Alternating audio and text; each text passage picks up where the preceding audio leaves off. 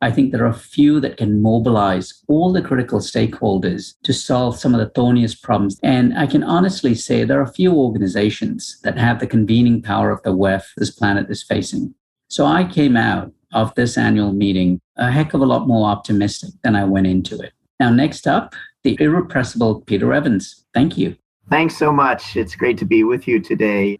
Many deride the annual meeting of the World Economic Forum as perhaps a party for the rich and influential. I am neither of those, but I've had the privilege of both working with the World Economic Forum and seeing this event up close for a number of years, most important issues facing the global community. Despite this, the fact that we might be on the precipice of a recession, that we continue to make progress against the two. So both of those initiatives gave me a sense that, despite the pandemic, despite the war in Ukraine, and the goal is to get the employers of over 1 billion people signed up to it. There are over 20 organizations that have already committed to this charter. I was privileged to have been able to participate in a conversation on that issue, and was really quite struck by the progress that's already been made and the potential for much more progress as the initiative gets funded by carbon credits. The second is the World Economic Forum's Good Work Alliance, which looks to create a more healthy, resilient, and equitable future of work. To take a look at if you are interested, is the first being the UN High Commissioner for Refugees Refugee Environmental Protection Fund, which looks to achieve the dual goal of protecting refugees and addressing climate change by investing in impactful reforestation and clean cooking programs with refugees. But I think we've seen some decent progress in spite of perhaps some of the negative press around both our progress as a planet towards these two goals.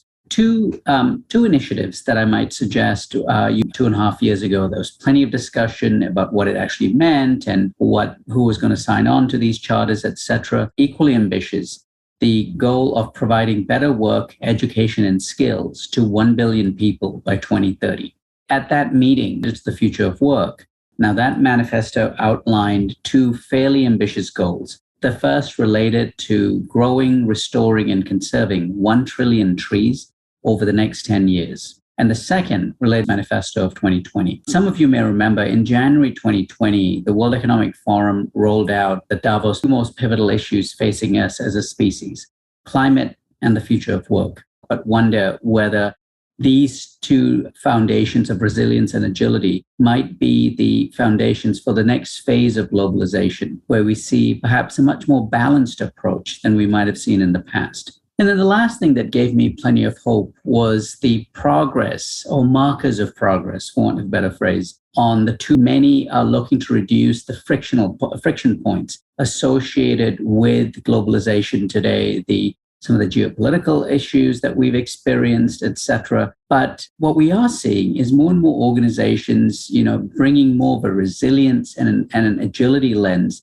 in addition to that focus on efficiency as they think about globalization. And I can't help so was perhaps a different frame of reference for globalization. Certainly may not have quite the legs that many might expect. The second was, I saw plenty of evidence that this narrative that we have seen the end of globalization may have been maybe a little overplayed, that this narrative that we are, deglobalizing. So that was one silver lining. And so this rotation back to services may help moderate the impact it certainly would help moderate the inflationary pressures we've had, and potentially may suggest that we might come out of this with with less of that downside risk that we expect going forward. So during Davos, we saw the earnings surprises from Walmart and Target, but we also saw the positive news from the airlines, the cruise lines, and companies like Ulta, which perhaps suggests that maybe there is a bit of rotation going on where we are rotating back in our spending habits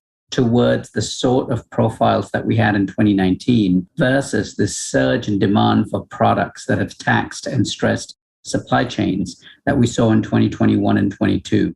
And I know we've never had one of those, but potentially a soft landing instead of a full-blown recession. So maybe a soft landing, linings, if you looked hard enough. And I was privileged to be there for the 6th time as a participant. And there were 3 things that kind of jumped out at. The first thing was perhaps some evidence of for want of a better phrase, 19 pandemic, growing anxiety about a global recession. And so we went into this annual meeting with certainly an undercurrent of pessimism. But I actually found plenty of silver. We've got the continued lingering concerns of the COVID. So if you think about it, we had the ongoing war in Ukraine, if you will. But it was an experience that was set against an incredibly negative background or backdrop. Obviously, it was not held in January this year, since the pandemic was ongoing then. And it was held in spring, which made it a very strange and surreal experience. The meeting happened 3 weeks ago, and I wanted to do just a reflection